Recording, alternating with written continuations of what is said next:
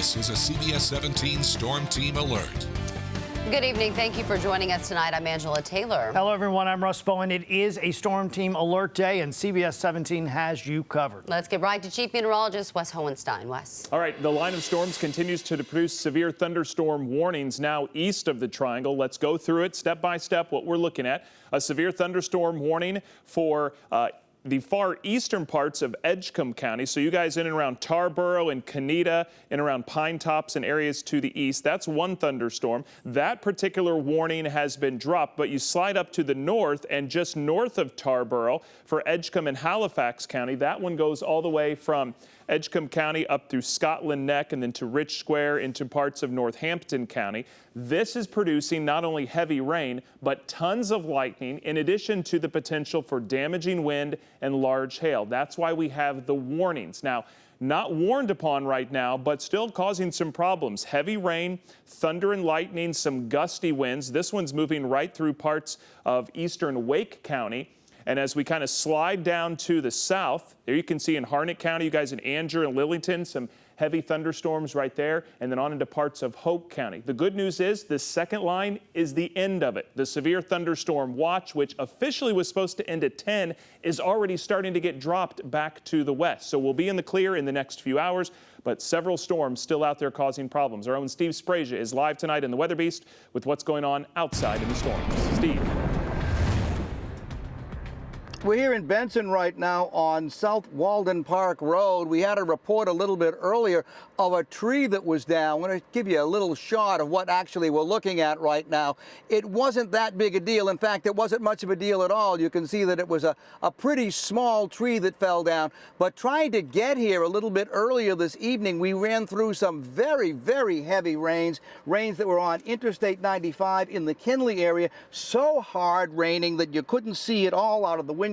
Vehicles were pulling off the side of the road. As you indicated, Wes, some of those storms are really severe. Some of those storms are not so severe. We're going to keep checking the situation throughout the area in the Weather Beast, and we'll have updates if necessary in this broadcast. Reporting live, I'm Steve Sprasia, CBS 17 News. All right, Steve, thanks for that. And if you don't have it now, this is the time to download the free CBS 17 News and Weather app. You can customize the alerts you get. Just search for CBS 17 right there in your app store.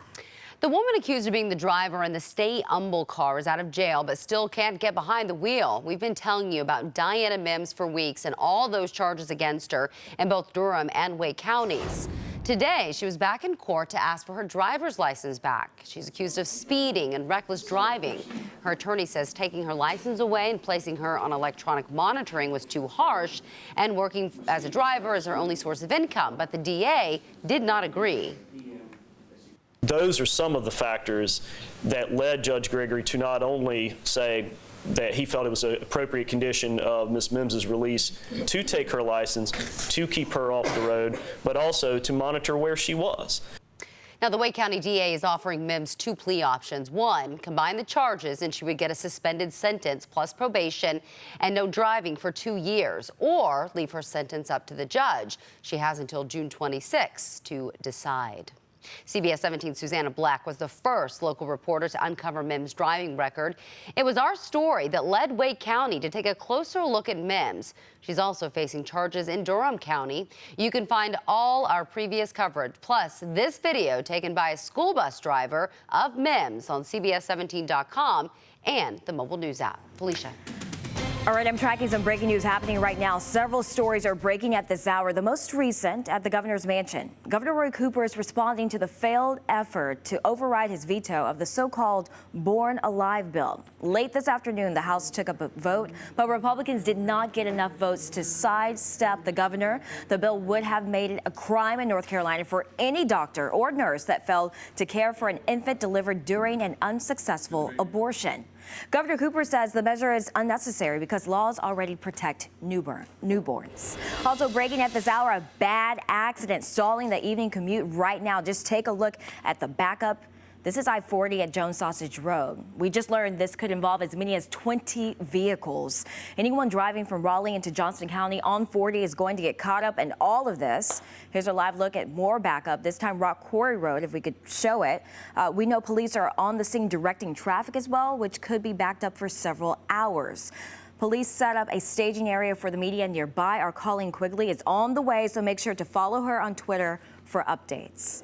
Also happening, we are working hard to learn more about the child hit by a car along New Hope Church Road. The child is just 12 years old, and we're told that child was not walking on the crosswalk at the time. We are still working to find out the child's condition. We do know that child was taken to the hospital. It's a very busy night, so make sure you download the CBS 17 News app and sign up for breaking news push alerts. Russ? Felicia, thanks for that. Well, the Wake County Sheriff wants to phase out the use of tasers. It is a controversial decision. Some think it is an innovative idea, while critics say it will put deputies in danger. CBS 17's Kelly Kennedy digging deeper into the policy change and the reasons behind it.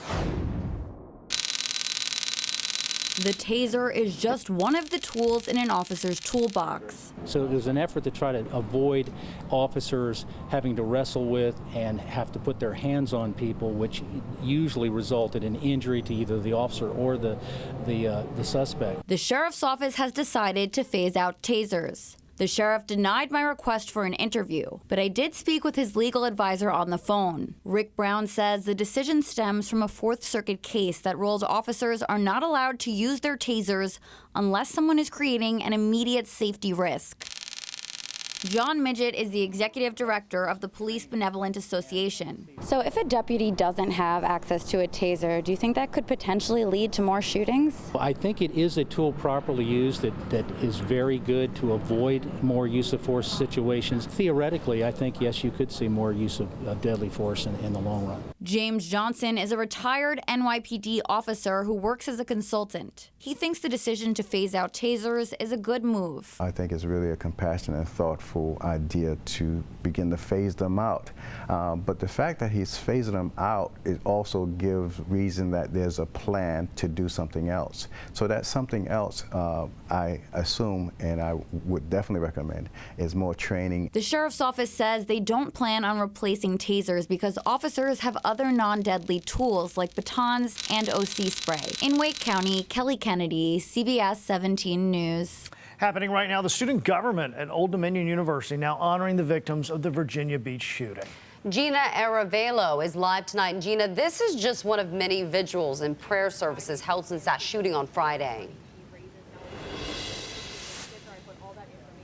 Right, there have been several that have happened over the last few days. Like you mentioned, that ODU vigil is happening tonight. The city is planning to host its own tomorrow. Right now, we're standing in front of the memorial that's outside of the courthouse, and this has been growing every single day. As you can see, people are still coming by to leave flowers and to pay their respects. Just down the street from us, the investigation continues. FBI agents from across the East Coast are still working to learn more about this crime. They're trying to reconstruct the scene, collect evidence, and track down every single bullet. It's a long process because the shooting happened on 3 different floors, and the FBI says all of the data collected will be analyzed to help understand how this could happen and how to prevent it from happening in the future.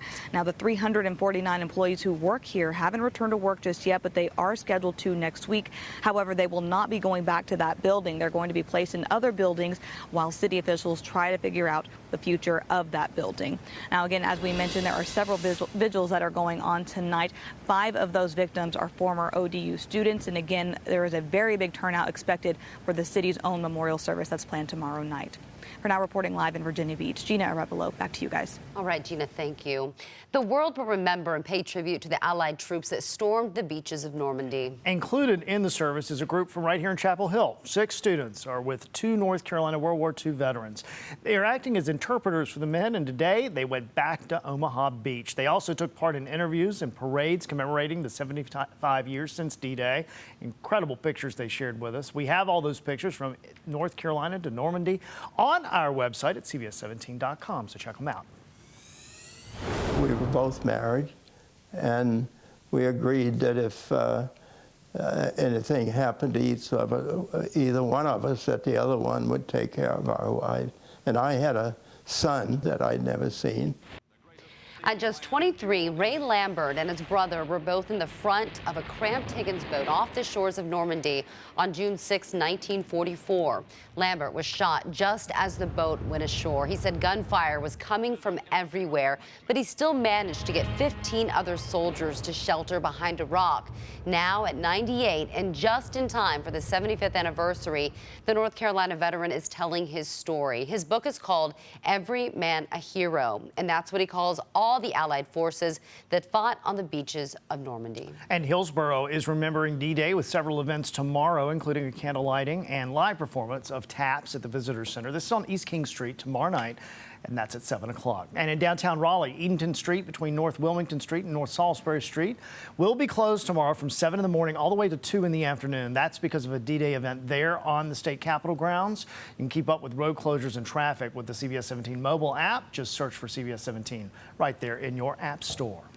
It's a story that has social media buzzing. Coming up, why honey and honeybees are disappearing in Johnston County. It's a surprising reason. Plus, it is the pull-up challenge. How this state trooper fared against a little girl, Wes. Ooh, he's in full uniform too. Listen, we are still tracking some strong and severe storms. There's two lines. It's that front line, that first line farther to the east, producing severe thunderstorms. The second line not producing anything severe, but still causing some problems both with weather and traffic. We're going to talk about how much longer these stick around right after this. And we're going to take a live look again from our traffic cam. This is I-40 near Jones Sausage Road. We've been telling you about this crash. It's in the westbound lanes. Traffic still backed up, but it is moving a bit. That same accident for the past 45 minutes or so, though, has caused a lot of problems with commuters. NCDOT says don't expect it to clear up until at least 7 o'clock tonight. Of course, the weather not helping either. The CBS 17 Storm Team Weather Beast, powered by Central Carolina Chevy dealers.